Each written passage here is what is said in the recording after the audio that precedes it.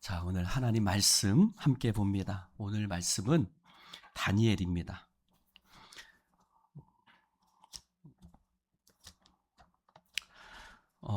선지서에는 대선지서가 있고 소선지서가 있는데 이사야, 예레미야, 에스겔, 다니엘 이 네 명의 선지자가 네 권 애가까지 포함해서 5건이 대선지서에 포함이 되지요.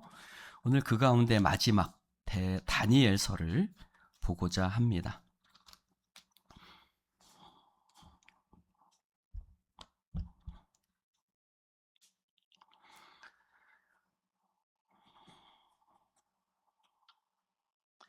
다니엘서 1장 1절부터 5절까지 먼저 보겠습니다.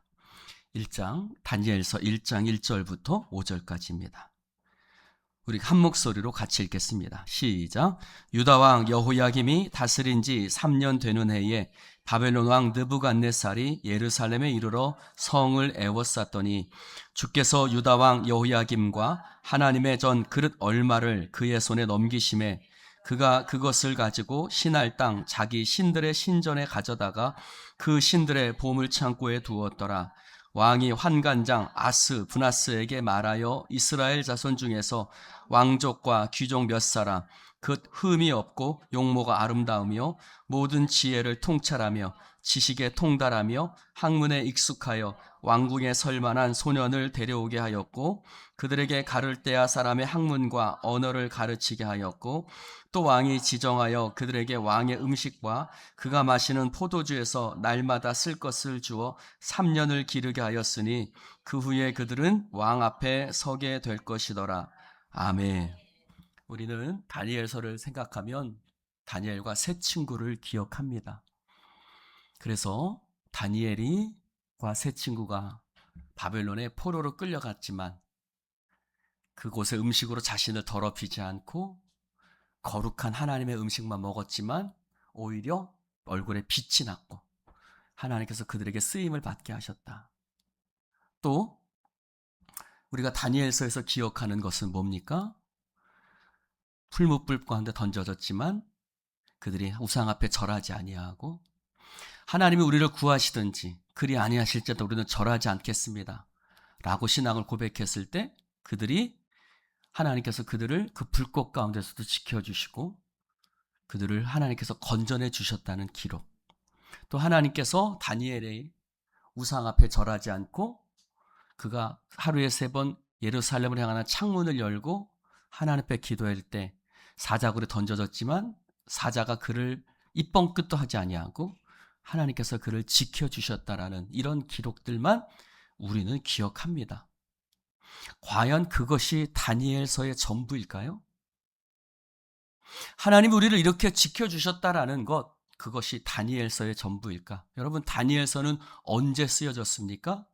오늘 말씀해 보니까 여호야김 시대에 바벨론 군대가 쳐들어왔고 그래서 하나님의 백성들을 데리고 가는데 그 중에 어떤 자들을 먼저 데려갔냐면 용모가 아름답고 흠이 없고 지혜를 통찰하며 지식에 통달하며 학문에 익숙한 그런 사람들을 데려갔다. 즉 아주 멋있는 지혜로운 예쁘고 정말 뛰어난 대표적으로 다니엘과 같은 그런 사람들을 먼저 데려가셨는데 오늘 우리는 이 말씀 속에서 우리에게 주시는 것이 무엇인가?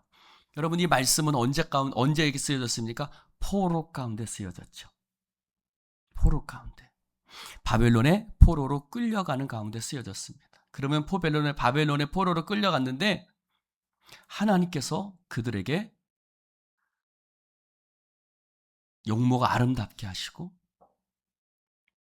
또 풀무불 속에서도 건져주시고 또 사자굴 속에서 지켜주시고 이런 것은 그들에게 또 우리들에게 어떤 의미인가?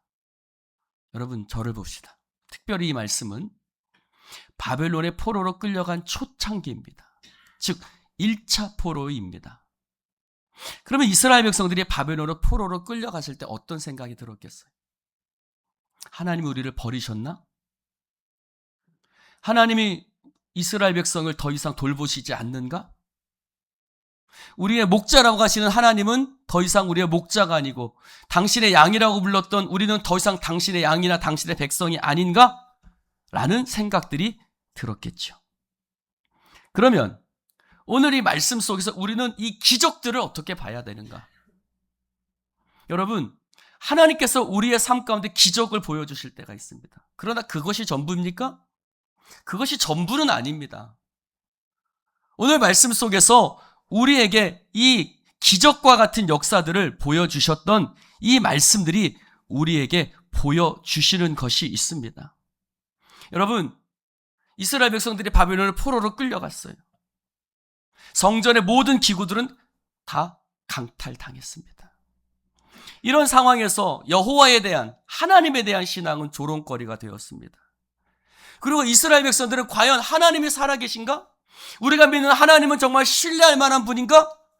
라는 그런 의문과 의심, 하나님이 영이 계시다는, 하나님이 임재하시다는 성전과 또 법궤가 완전히 없어지고 폐하여지는 그런 상황 속에서 과연 하나님은 어떤 분인가에 대한 그것을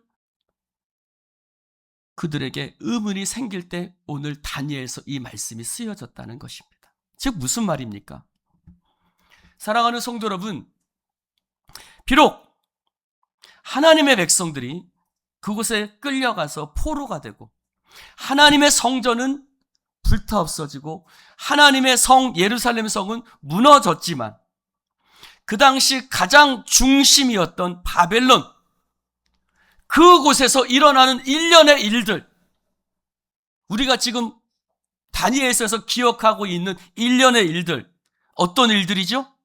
다니엘과 세 친구들이 식물만을 먹었지만 오히려 고기를 먹고 기름진 것을 먹었던 다른 친구들보다 더욱더 용모가 뛰어났다라는 이 기적들. 또 다니엘의 세 친구가 풀무불 가운데서도 구원받은 이 놀라운 사건들. 그리고 느부갓네살 왕이 갑자기 짐승의 마음이 들어서 짐승처럼 바깥 가운데 짐승처럼 살다가 하나님을 찬양하고 돌아오는 이야기. 벨사살 왕의 그 잔치 가운데서 메네 데겔 우바르시냐라는 그 글자가 쓰여지고 그 글자처럼 갑자기 바벨론 제국이 멸망하고 메대와 바사 제국이 세워졌던 그 이야기. 그리고 다니엘이 사자굴에서 구원받은 이야기. 이 이야기는 그들 가운데 어떤 의미로 다가왔을까요? 그것은 하나님은 살아계시구나. 할렐루야.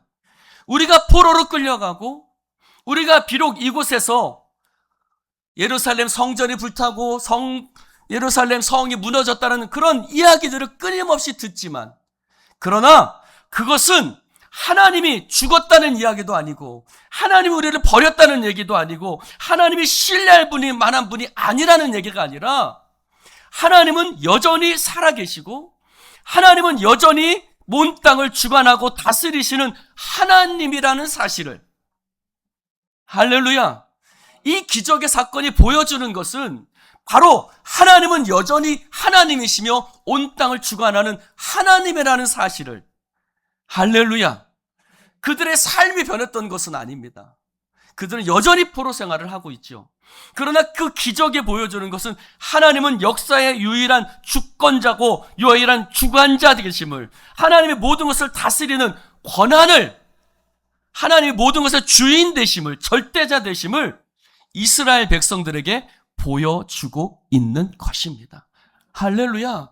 사랑하는 성도 여러분, 기적이 전부가 아니에요. 우리는 기적을 바라죠. 하나님 때때로 기적을 보여주세요. 그러나 기적이 전부일까요? 여러분, 왜 예수님은 기적처럼 십자가에서 내려오셔서 로마의 군병들을 다 물리치지 않으셨을까요?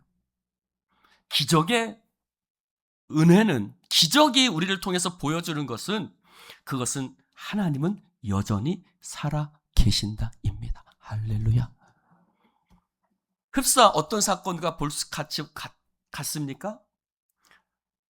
이스라엘 백성들이 엘리 제사장 때에 하나님의 법궤를 가지고 나아가면 전쟁에서 이길 거라고 생각했지만 법궤는 뺏겨버렸고 전쟁은 패하고 엘리의 두 아들은 죽었고 엘리도 의자가 부러져서 의자가 넘어지고 목이 부러져서 죽었죠. 여러분, 그러면 그들은 법궤를 가지고 갔는데도 하나님은 역사하시지 않았다라는 실망감이 있었습니다. 그런데 어떻게 됐죠? 법궤를 다곤 신상에 갖다 놓으니 다곤 신의 목이 부러지고 그 신전이 붕괴되는, 이곳에 옮겼다가 저곳에 옮겨도 또 여전히 동일한 역사가 일어나는, 그래서 그들이 뭐라고 말합니까? 아, 이 하나님은 진짜 살아계시는 분이구나. 그래서 어떻게 하죠?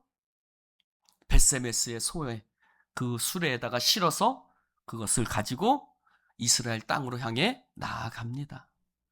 그렇습니다. 하나님은 살아계시고 하나님은 유일하시며 하나님은 모든 것을 주관하신다는 것을, 그것을 통해서 우리에게 보여주고 있는 것입니다.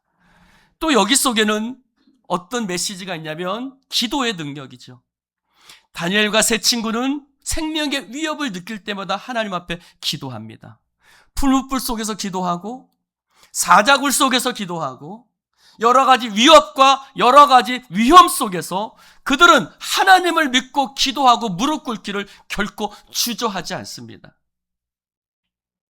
여러분, 어떤 상황 속에서도 그들은 하나님을 향해서 기도를 멈추지 않는데 하나님은 그 기도를 들으시고 그 기도에 응답하시고 역사하시는 하나님을 보여주고 있습니다. 사랑하는 성도 여러분, 이 기도는 어디를 통해서 연결되냐면 예레미야의 예언, 70년이 지나면 하나님께서 이스라엘 백성을 다시 돌아가게 하실 것이다. 그래서 다니엘은 자신을 사자굴 속에서 건져내 주신 그 하나님을 향해서, 하나님, 예레미야가 그렇게 예언했는데 하나님께서 예레미야에게 하신 그 약속의 말씀을, 나를 마치 사자굴 속에서 건져내 주신 것처럼 하나님께서 우리의 기도도 하나님의 약속도 반드시 이루어 주실 줄로 믿습니다. 그는 하나님의 약속을 붙들고 기도하는 것입니다. 여러분, 우리의 기도는 대부분 우리 자신, 이기적인 기도가 많지만, 그러나 그의 기도는 그 사자굴 속에서 그의 기도를 들으셨던 하나님을 향해서, 하나님, 이스라엘을, 이 공동체를 향해서 하셨던 약속 이루어 주시옵소서. 그는 하나님을 향해서 그렇게 기도하죠. 그렇게 기도하다가 성경 말씀에 보니 어떻게 되죠? 그는 잠이 들기도 하고 힘을 잃기도 합니다. 그때 하나님의 천사가 그를 어루만지며 강건하라, 강건하라, 은총을 받은 자요 강건할지어다. 할렐루야. 여러분, 우리가 하나님의 약속을 붙들고 기도할 때 때로는 힘이 빠집니다. 그러나 그때마다 하나님이 우리를 어루만져 주시고 우리 가운데 하나님께서 놀라운 새 힘을 허락하여 주실 줄로 믿습니다. 여기에는 부활 사상이 있습니다. 여러분, 여기에는 하나님, 오직 구약 성경에 나오는 유일한 부활의 사상이 숨겨져 있습니다. 그것은 좀 이따 더 이야기를 하겠습니다. 그리고 마지막에 여기에는 하나님의 은혜가 있습니다. 무슨 말이죠? 그들이 왜 바벨론으로 끌려갔습니까? 하나님 앞에 불순종했고 하나님 앞에 배신하고 하나님의 말씀을 버리고 떠나가 우상 앞에 절했기 때문이죠. 그럼에도 불구하고 하나님께서는 궁극적인 구원의 역사를 준비하고 이루어 가신다는 것을 다니엘서는 우리 가운데 보여주고 있습니다. 사랑하는 성도 여러분, 하나님의 은혜는 우리의 불순종과 죄악됨에도 불구하고 하나님의 은혜는 여전하게 우리를 향해서 흐르는 줄로 믿습니다. 여러분, 우리는 변하지만 하나님은 변하시잖아요. 할렐루야. 나는 변하고 나는 이랬다 요랬다 저랬다 하지만 하나님은 여전히 인자와 긍휼이 풍요하신 하나님이신 줄로 믿습니다. 그러면서 가장 마지막 장 12장 말씀을 보고자 합니다. 12장 우리 1절 말씀, 12장 1절 말씀 같이 한번 읽어봅시다. 시작. 그날 12장 1절 시작. 그때에 내 민족을 호위하는 큰 군주 미가엘이 일어날 것이요 또 환란이 있으리니 이는 개국 이래로 그때까지 없던 환란일 것이며 그때 내 백성 중 책에 기록된 모든 자가 구원을 받을 것이라. 아멘. 사랑하는 성도 여러분, 다니엘서에는 앞부분은 역사적인 사건, 그래서 우리가 방금 말했던 다니엘의 세 친구 이야기, 풀무불 이야기, 또 사자굴 이야기, 여러 가지 역사적인 사건이 앞부분에 나와 있다면 7장 이후부터 나머지 부분은 다니엘이 보았던 환상에 대해서 이야기를 하고 있습니다. 여러분, 이것은 우리에게 무엇을 말하는 것일까요? 다니엘이 보았던 환상은 또는 예언은 어떤 것들을 우리에게 가르쳐주고 있는 것일까? 우리는 예언서를 볼 때에 여러분, 다가올 일을 마치는 것에서 하나님의 능력을 보아서는 안 됩니다. 다시 한번요. 다가올 일을 미리 마치는 것에 하나님의 말씀의 능력이 있지 않아요. 우리는 예언서를 보면서 이런 일이 다가올 것이다. 여러분, 다가올 일을 마치는 것이 예언서가 아니라요. 이 예언서는 하나님께서 역사와 모든 것들을 주관하시는 하나님의 손길이 이 모든 것들을 주관하고 다스리신다는 것을 우리에게 가르쳐 주는데 이 예언서에 의미가 있는 줄로 믿습니다. 여러분, 예언의 의미는 점쟁이와 같이 하나님께서 우리에게 앞으로 다가올 일들을 가르쳐 주시고 맞춘다는, 그것은 점쟁이적인 것이고요. 신앙적으로는 우리는 예언을 어떻게 받아들여야 되느냐?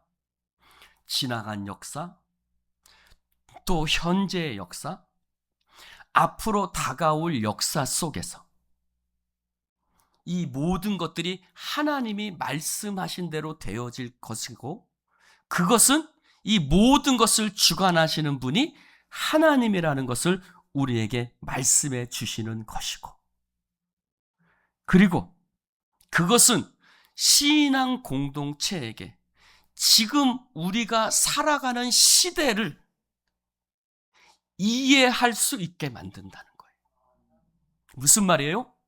지금 살아가고 있는 시대가 우연히 이 북한가 아니죠. 미국과 이란의 전쟁이 우연히 어떤 미치광 같은 어떤 정치인의 그런 노름의 수단에 의해서 되어지는 것이 아니라 모든 역사를 주관하시는 하나님이 이 역사를 주관하고 계시고, 그 가운데 우리도 서 있어서, 할렐루야, 지금 어떤 정치인 또는 어떤 일들이 이 시대를 이끌어가는 것이 아니라 하나님께서 지금 이 시대를 이끌어가고 있음을 우리에게 말씀해 주시고 보여주시고 이해할 수 있도록 우리에게 역사하여 주시는 것입니다.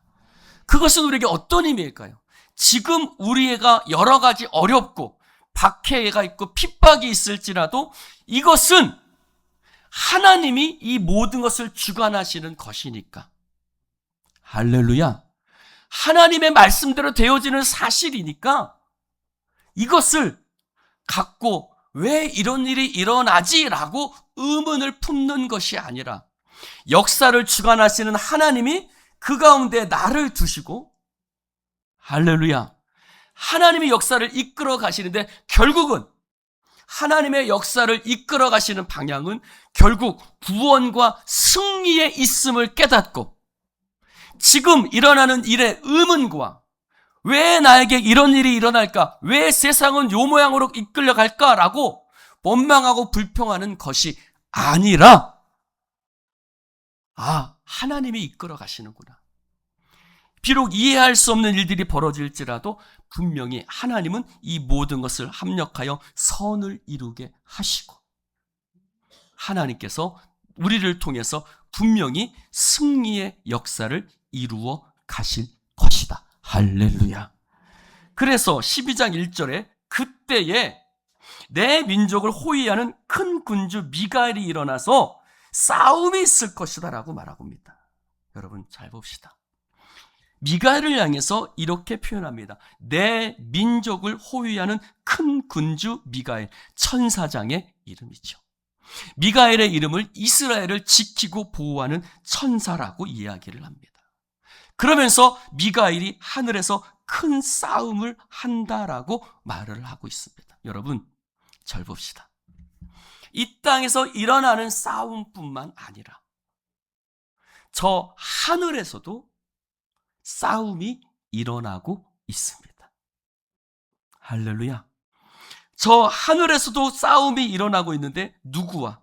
큰 군주 미가엘이 일어날 것이요 라고 말합니다. 여러분, 미가엘이 일어나서 싸움을 하는데 그 싸움은 이길까요? 질까요? 당연히 이기겠죠. 할렐루야.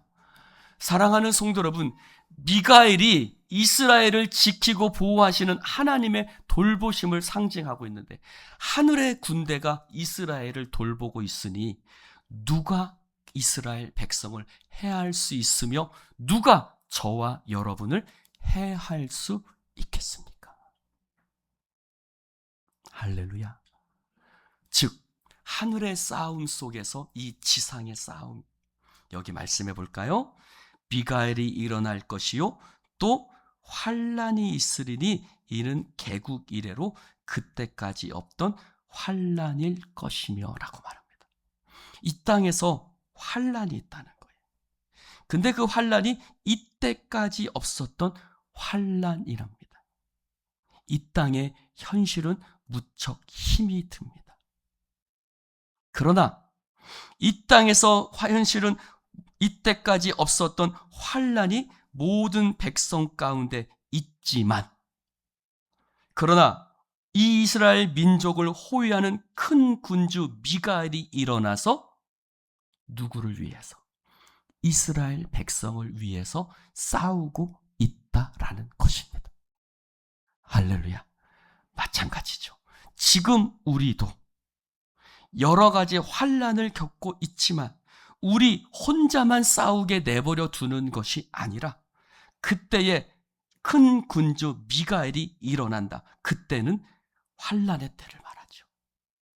할렐루야. 여기 뭐라고 해요? 그때에 내 백성 중 책에 기록된 모든 자가 구원을 받을 것이라. 이때까지 없었던 환란이 있겠지만,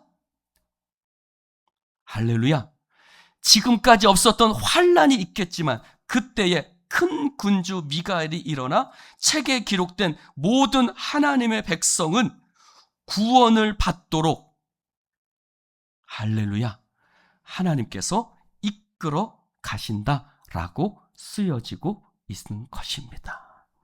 할렐루야. 여기 책에 기록된 모든 자가 누굴까요, 여러분? 의로운 이름과 악인의 이름이 적힌 책들은 성경에 굉장히 많이 나와 있습니다. 한 군데만 볼까요? 시편 69편 28절.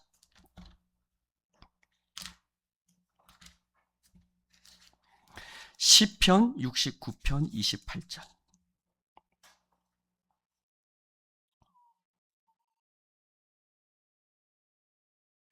시작. 그들을 생명책에서 지우사 의인들과 함께 기록되지 말게 하소서. 여기 생명책에 누가 기록되어졌다고요? 의인들이 기록되어졌다라고 얘기를 하고 있습니다. 사랑하는 성도 여러분, 이것은 생명책이라고도 불리워지는, 이 책에는 이 책에 기록된 모든 자, 이 책에 기록된 모든 자는 어떤 자일까요? 자, 2절 말씀을 한번 보시겠습니다. 자, 2절 말씀 같이 한번 읽어볼까요? 시작. 땅에 티끌 가운데에서 자는 자 중에서 많은 사람이 깨어나 영생을 받는 자도 있겠고 수치를 당하여서 영원히 부끄러움을 당할 자도 있을 것이다. 할렐루야. 땅의 티끌 가운데서 자는 자 중에서 많은 사람이 깨어날 것이다. 땅의 티끌 가운데서 또 자는 자 중에서, 이것은 어떤 의미를 말하는 것일까? 이것은 하나님께서 죽은 자들이 다시 살아나는, 무덤이 열리고 죽은 자들이 다시 살아나는 그때를 이야기하고 있는데, 많은 사람들이 깨어나는데 두 부류의 사람이 있다. 하나는 어떤 사람? 영생을 받는 자도 있겠고, 어떤 자도 있겠다? 숙치를 당하여서 영원히 부끄러움을 당할 자도 있을 것이다. 즉, 죽은 후에 하나님께서 또다시 심판을 하시는데, 어떤 자는 영생을 받는 자도 있을 것이고, 어떤 자는 수치를 당하여서 영원히 부끄러움을 당할 자도 있을 것입니다. 이 땅에서의 삶이 전부가 아니라 영원한 생명이 있고 영원한 부끄러움이 우리를 기다리고 있다는 거예요. 영원한 생명이 기다리는 사람도 있고 영원한 부끄러움이 기다리는 사람도 있어요. 그래서 우리 모두가 최종적으로 하나님의 재판정 앞에 서야 할 것인데, 그렇다면 우리는 이 현실 속에서 어떻게 살아가야 할 것인가? 곧 지금 어떻다고 그랬어요? 그때까지 없었던 환난이 비록 있지만, 할렐루야, 다시 한번요. 지금까지, 그때까지 없었던 환난이 있지만 우리는 영원히 영생을 받는 그 놀라운 은혜를 바라보며, 할렐루야, 믿음을 지켜가야 될 것입니다. 비록 환난이 있지만 그 환난에 우리의 믿음을 저버리고 세상 가운데 동화되어 영원한 부끄러움에 서서는 아니 될 것입니다. 그러므로 사랑하는 성도 여러분, 지금 비록 환난이 있지만 우리는 영생을 받는 그 영생을 바라보며 우리는 믿음을 지켜가야 될 것입니다. 사랑하는 성도 여러분, 여기 구약 성경의 부활 신앙이 여기에만 나와 있어요. 사랑하는 성도 여러분, 자, 그러면서 12장 3절에 이렇게 말합니다. 같이 읽어볼까요? 우리가 너무나 잘 아는 말씀이죠. 시작. 지혜 있는 자는 궁창의 빛과 같이 빛날 것이요, 많은 사람을 옳은 대로 돌아오게 한 자는 별과 같이 빛. 아멘. 자, 11장 33절, 그 앞에 있는 11장 33절을 보세요. 시작. 백성 중에 지혜로운 자들이 많은 사람을 가르칠 것이나 그들이 칼날과 불꽃과 사로잡힘과 약탈을 당하여 여러 날 동안. 이 지혜 있는 자는 어떤 자일까? 11장 33절에 보니까 지혜로운 자들은 많은 사람을 가르칠 것이다. 그런데 그들은 어떤 대접을 받느냐? 칼날과 불꽃과 사로잡힘과 약탈을 당할 것이다. 아멘입니까? 별로 아멘들 하고 싶지 않죠? 할렐루야. 그들이 몰락할 때에 34절, 도움을 조금 얻을 것이나 많은 사람들이 속임수로 그들과, 즉 일부만이 그런 길을 걸어가고 많은 사람들은 속임수로 결합해서. 35절, 그들 중 지혜로운 자 몇 사람, 지혜로운 자가 몇 사람이 무리 중에서 연단을 받게 될 것이다. 할렐루야. 지혜로운 사람은 어떤 사람이냐? 비록 32절에 보면 언약을 배반하고 악행하는 자를 속임수로 타락시킬 것이나 오직 자기의 하나님을 아는 백성은 강하여 용맹을 떨치리라. 즉 온 세상이 하나님을 버리고 자기의 목숨도 칼날과 불꽃과 사로잡힘과 약탈과 몰락하는 과정 가운데 있지만 그는 하나님의 말씀을 붙들고, 할렐루야, 몰락하고 칼로 불꽃과 사로잡힘 중이지만 하나님의 말씀을 가르치기를, 전하기를 두려워하지 아니하며 끝까지 믿음을 지키는 사람들, 12장 3절에 보면 그런 사람은 궁창의 빛과 같이 빛나게 될 것이다. 할렐루야. 즉 무슨 말이에요? 그들은 환난 중에 쓰러져 몰락하게 될 것이다. 여러분, 우리가 옳은 길을 걸어간다고 성경은 이 땅에서 승리할 것이라고 말하지 않습니다. 환난이 없어질 것이라고 말하지 않습니다.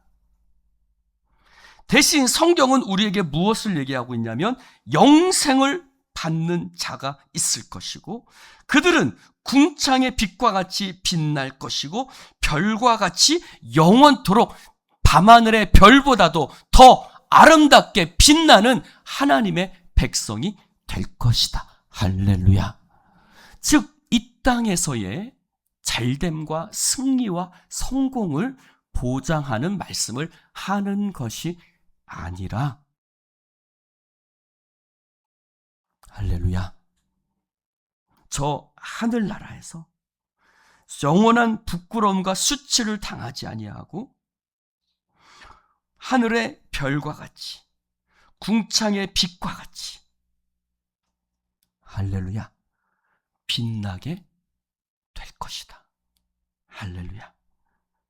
여러분, 9절에 보면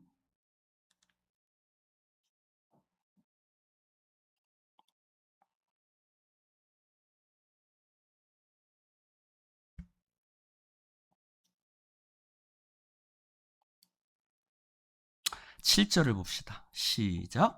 내가 들은즉 그 세마포의 옷을 입고 강물 위쪽에 있는 자가 자기의 좌우 손을 들어 하늘을 향하여 영원히 살아계시는 이를 가리켜 맹세하이르되 반드시 두 때 반때를 지나서 성도의 권세가 다 깨지기까지 그렇게 되면 이 모든 일이 다 끝나리라. 여기 7절에 보라. 세마포 입은 천사가 손을 들어서 어디를 향해서요? 하늘을 향해서. 그러면서 뭐라 그래요? 영원히 살아 계시는 이를 가리켜. 2절을 읽어봅시다. 시작. 땅의 티끌 가운데서 자는 자 중에서 많은 사람이 깨어나, 영생이 뭡니까? 영생은 영원히 살아계시는 하나님과 함께 하는 것이 영생인 줄로 믿습니다. 영원히 살아계시는 하나님으로 말미암아 영원한 생명을 누리는 것이 영생인데, 여기 봅시다. 그분을 가리켜서 말씀하시는데 한때, 두때, 반때를 지나서 성도의 권세가 다 깨지기까지. 성도의 권세가 높아지는 것이 아니라 어떻게 된다고요? 깨진다는 거예요. 이때까지 없었던 환난이 있을 것이다. 그러나 몰락하겠지만 끝까지 믿음을 지키는 자는 궁창의 빛과 같이 빛나게 될 것이다. 옳은 사람을 돌아오게 한 자는 별과 같이 영원토록 빛나게 될 것이다. 할렐루야. 자, 잘 보세요. 그 기적은 우리에게 어떤 의미냐? 하나님은 여전히 살아 계신다는 것. 그러면서 다니엘서가 우리에게 말씀하고 있는 것은 지금 환난의 시대를 살아가고 있는 우리들에게 어떻게 살아야 될 것인가? 무엇을 위해서 살아야 될 것인가? 지금 우리에게 환난이 있어서 깨지고 부서지고 몰락하겠지만 우리는 이 땅을 바라보고 살아가는 사람이 아니라 저 영원한 하늘나라를 바라보고 살아가는 사람이다. 이 땅에서는 환난을 당해서 우리가 무너지겠지만, 그러나 끝까지 믿음을 지키는 자는 소수일 것이지만 궁창의 빛과 같이 빛나고 하늘의 별과 같이 영원토록 빛나게 될 거야. 너는 영생의 길을 갈래? 영원한 수치와 부끄러움의 길을 걸어갈래? 할렐루야. 여러분에게 묻고 있는 겁니다. 나에게 묻고 있는 겁니다. 할렐루야. 4절 봅시다. 시작.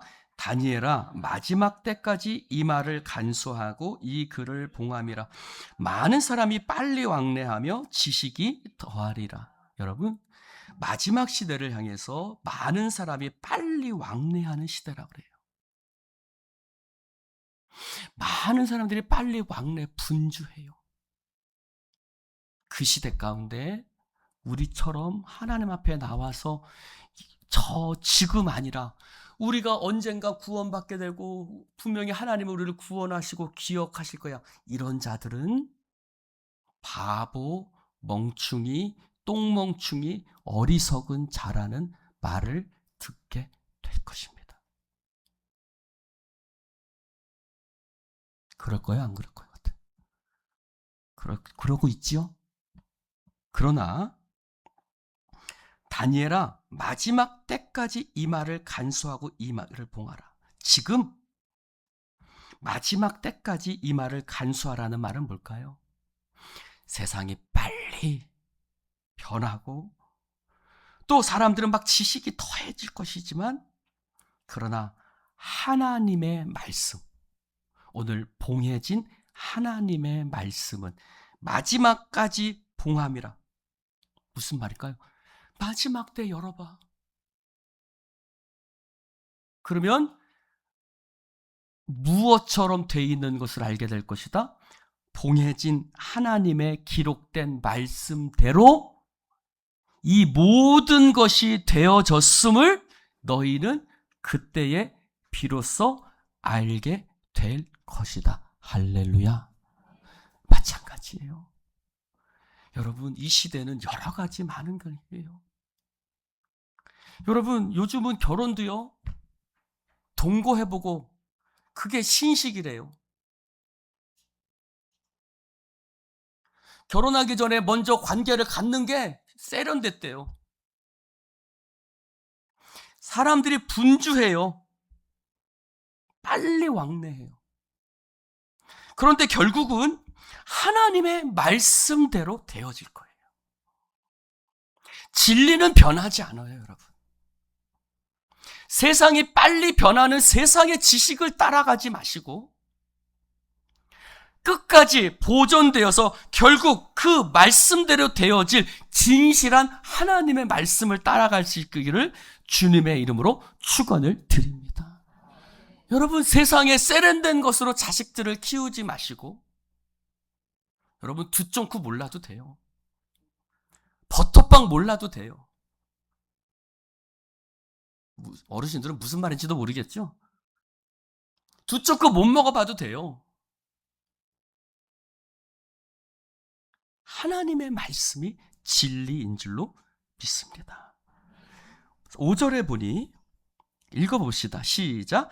나 다니엘이 본즉 다른 두 사람이 있어 하나는 강 이쪽 언덕에 섰고 하나는 강 저쪽 언덕에 섰더니 6절 그 중에 하나가 세마포 옷을 입은 자 곧 강물 위쪽에 있는 자에게 이르되 이 놀라운 일의 끝이 어느 때까지 하더냐 라고 묻습니다. 이쪽에 있는 사람은 다니엘이고 저쪽에 있는 사람은 천사예요. 근데 뭐라고 묻냐면 이 놀라운 일의 끝이 언제입니까? 라고 묻습니다. 그때 7절에 보니 같이 읽어봅시다. 시작. 내가 들은즉 그 세마포 옷을 입고 강물 위쪽에 있는 자가 자기의 좌우 손을 들어 하늘을 향하여 영원히 살아계시는 이를 가리켜 맹세하여 이르되 반드시 한때 두때 반때를 지나서 성도의 권세가 다 지나가 깨지기까지니 그렇게 되면 이 모든 일이 다 끝나리라 하더라. 끝이 언제인지를 묻는 다니엘에게 천사가 뭐라고 말하냐면 영원히 살아계시는 하나님을 가리켜 맹세합니다. 무슨 말일까요? 확실하다는 거죠. 너 하나님 이름으로 맹세할 수 있어? 맹세할 수 있어. 할렐루야. 그런 거죠. 확실하다는 거예요. 그러면서 뭐라고 얘기를 합니까? 한때, 두때, 반때.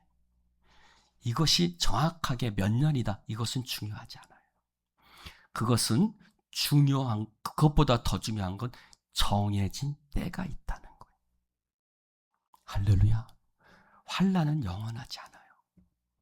이 세상은 영원하지 않습니다. 반드시 마지막 때가 있습니다.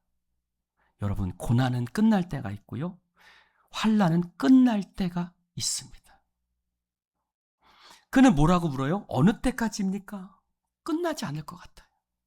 근데 천사는 뭐라고 그래요? 한때, 두때, 반때다. 끝날 때가 있다. 오직 하나님만이 영원하시지 고난이 영원하지는 않다. 할렐루야.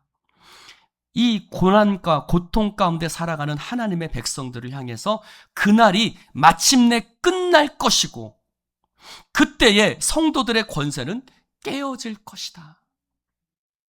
그러나 성도들의 권세는 깨어지지만 이 모든 일이 다 끝날 것이다. 악한 자의 권세도 반드시 끝이 있을 것이다. 할렐루야.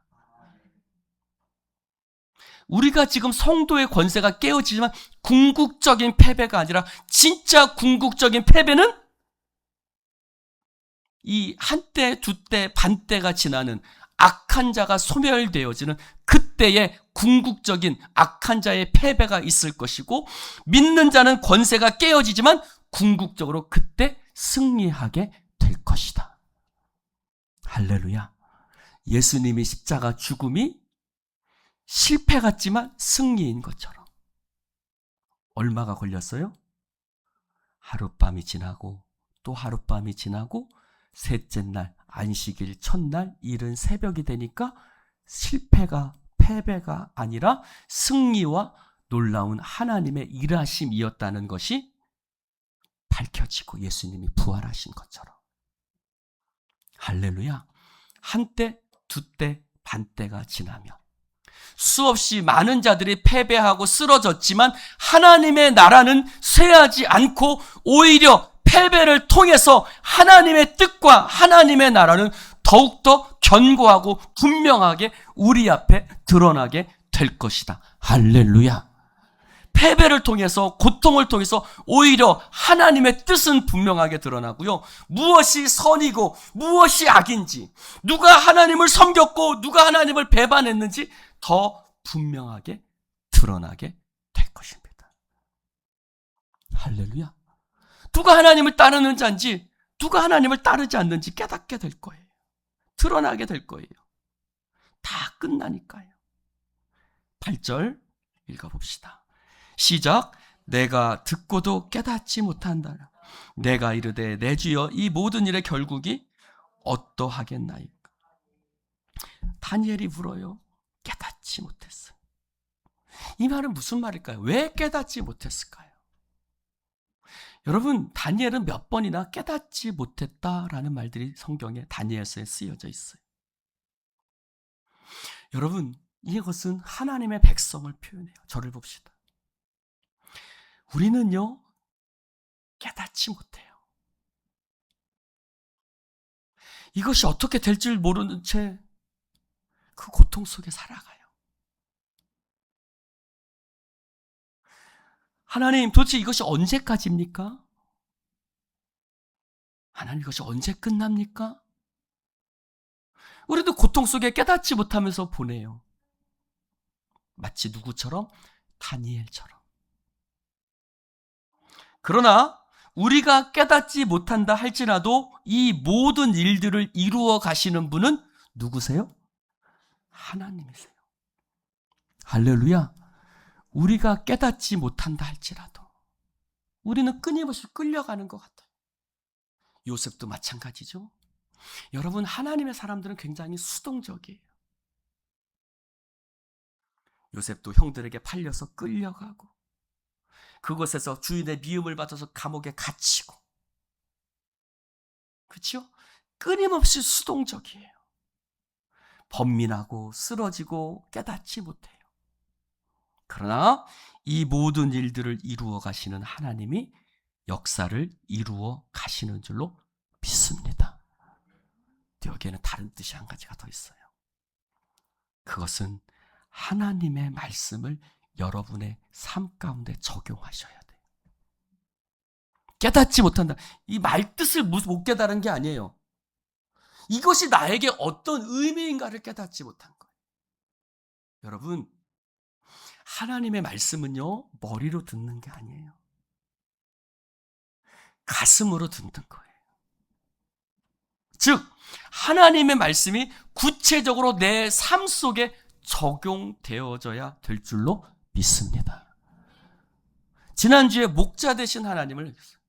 하나님이 목자가 돼서 이렇게 여러분 지식을 늘리게 해주려고 제가 드리는 말씀은 결코 아니에요.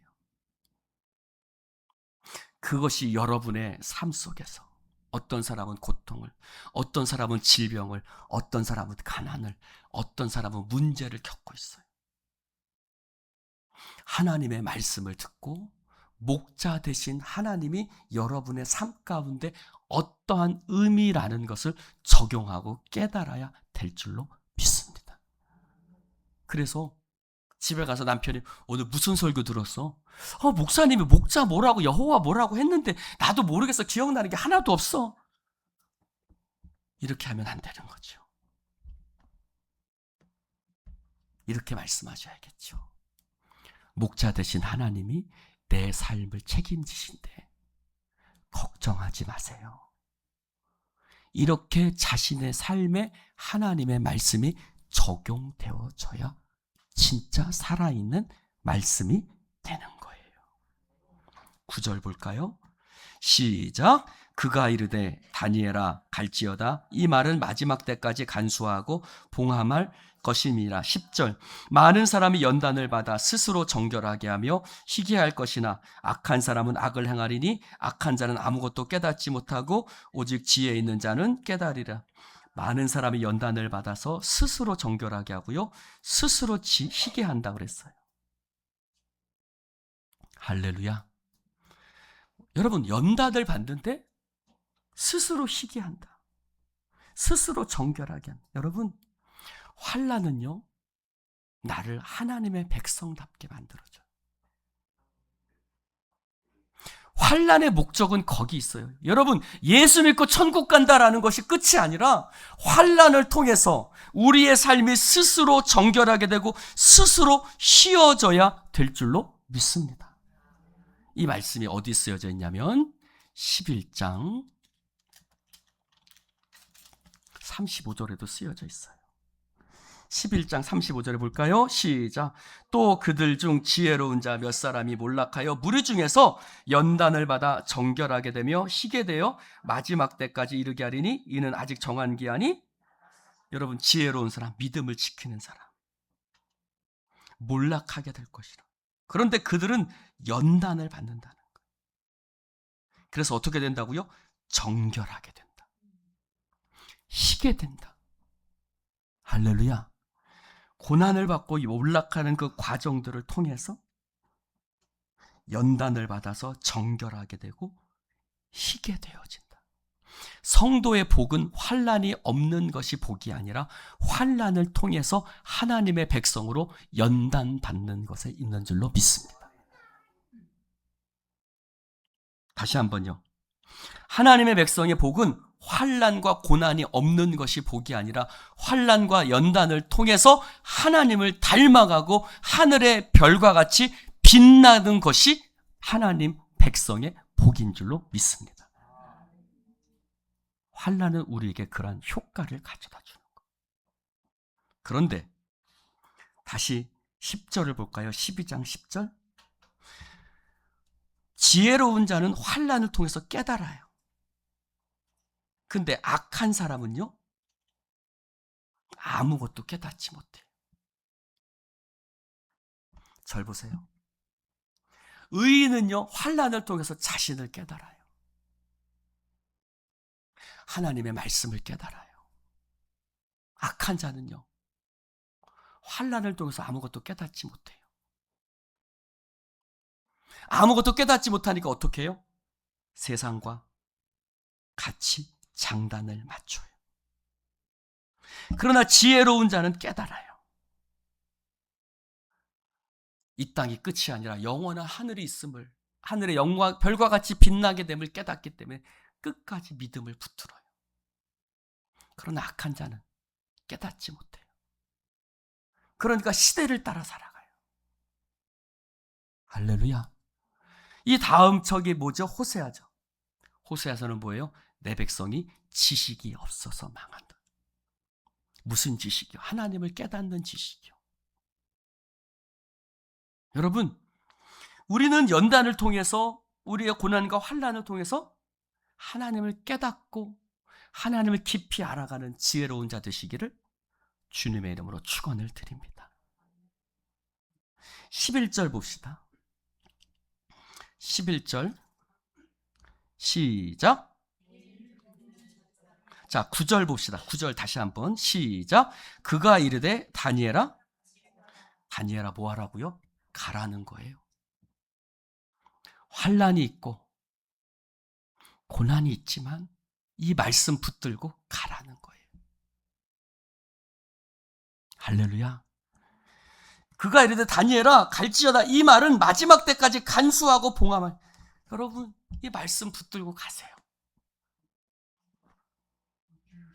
할렐루야.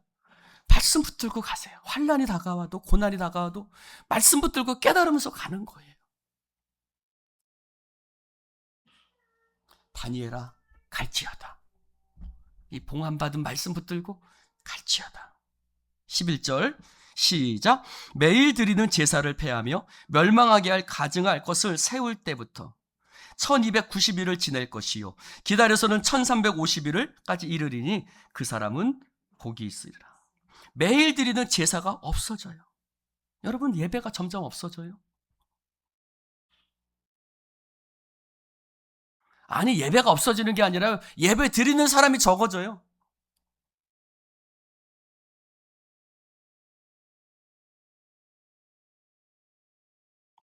여러분, 예배 안 나올 환경이 너무 많아요.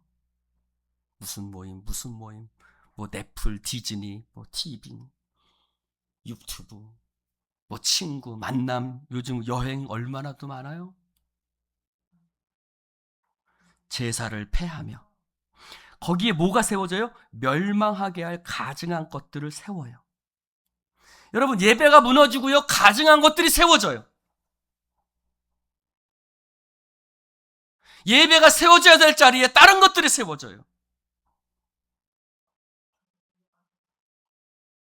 그렇게 얼마를 지내냐면 1290일을 1335일까지. 그런데 그 시간 동안 기다려요.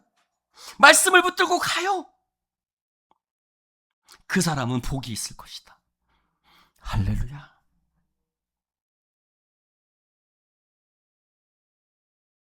13절에도 얘기해요. 너는 가서 마지막을 기다리라. 또 다른 성경은 뭐 어떻게 말을 쓰냐면 끝까지 가라라고 번역해요. 끝까지 가라. 1350일까지, 그 마지막 때까지 끝까지 가라. 여러분, 끝까지 가세요. 할렐루야. 끝까지 가셔야 합니다. 중도에 포기하면 안 됩니다. 가서 마지막을 기다려. 끝까지 가라는 거죠. 여러분, 다니엘은요, 사자의 속에서 던져진 이야기가 끝이 아니에요. 풀무불에서 건져내는 이야기가 끝이 아니에요. 다니엘이 말하고 있는 것은 이 환난의 때를 어떻게 지낼 것인가. 너는 끝까지 가라. 하나님의 약속의 말씀을 붙들고 끝까지 가라. 할렐루야. 여러분, 그래서 어떤 분은 다니엘을 이렇게 표현해요. 이방의 땅에서 살아가는 그리스도인. 그는 바벨론이라는 이방의 땅에서 하나님의 백성으로 살아가요. 그리고 그 환난의 때를 어떻게 지내야 할지를 우리 가운데 보여줘요. 여러분, 사자굴에서 던져져서 건져내는 것에 감명받지 마시고 그가 그럼에도 불구하고 믿음을 끝까지 지키는 것에 감동받으시기를 축원합니다. 왜요? 왜 그렇죠? 현실은 사자굴이 여전하니까요. 하나님은 사자굴 속에 우리를 두세요. 그것을 통해서 깨닫게 하시고 연단받게 하세요. 그리고 끝까지 가라고 말씀하시는 거예요. 할렐루야. 도중에 멈추지 말고, 체념하지 말고, 절망하지 말고, 넘어지지 말고 끝까지 가라. 넘어지면 다시 일어나서 끝까지 가라. 할렐루야. 성도의 권세가 깨어지고 멸망한 것이 거룩한 것에 가득하게 세워진다 할지라도 끝까지 가라. 반드시 하나님의 때가 올 것이다. 기도합시다. 하나님, 감사합니다. 오늘 주님 말씀을 함께 나눌 수 있도록 축복해 주시니 감사합니다. 성령이여 기름 부으사 오늘도 주님 말씀대로 붙들어 살아가게 하시고 끝까지 우리의 믿음의 발걸음을 걸어가게 하여 주옵소서. 성령의 역사하심을 믿사오며 예수님 이름으로 축복하며 기도드리옵나이다. 아멘.